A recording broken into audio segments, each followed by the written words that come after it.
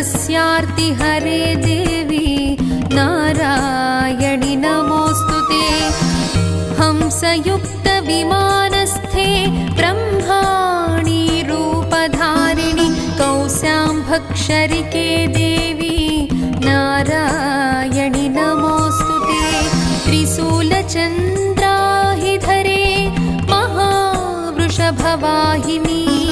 माहेश्वरि स्वरूपेण नारायणि नमोऽस्तुते।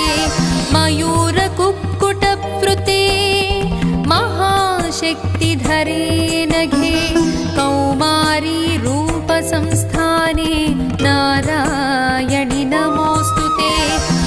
शङ्खचक्रगदास